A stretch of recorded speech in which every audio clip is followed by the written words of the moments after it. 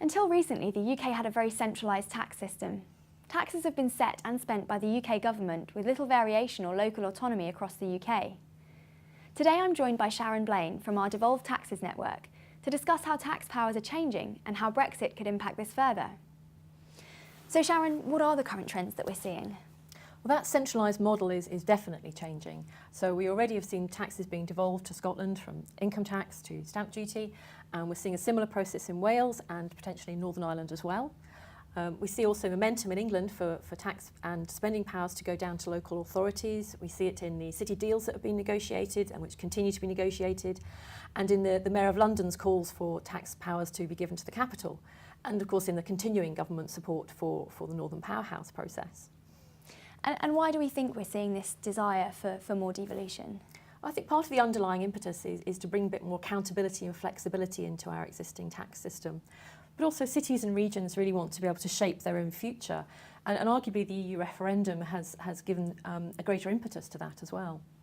So you mentioned the referendum there. So how do we think Brexit is going to help or hinder this process? Well, Brexit is putting more of a spotlight onto tax powers as they are. And whilst realistically the UK government's going to have a lot of different priorities leading up to Brexit, we think the devolution process will continue. And there are a couple of factors which will drive that process. One is that at the moment EU law places certain constraints on the taxes we can devolve within the UK. If those constraints were to fall away, then we would be able to have greater scope and flexibility to devolve taxes across the UK. And the other is demand. I think the result of the referendum does show clearly that perhaps some regions feel disconnected from the wider economy, perhaps even excluded. And the scope for devolving spending and tax powers to those regions to perhaps kickstart investment and inclusive growth is considerable. So I think we see devolution as perhaps part of a modernised tax system that can give regions more powers to reward and incentivise economic growth in their area.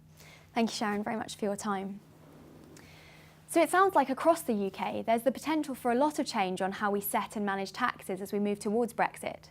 Please let us know what you think by following us on Twitter and joining the debate at #FutureTax. Thank you.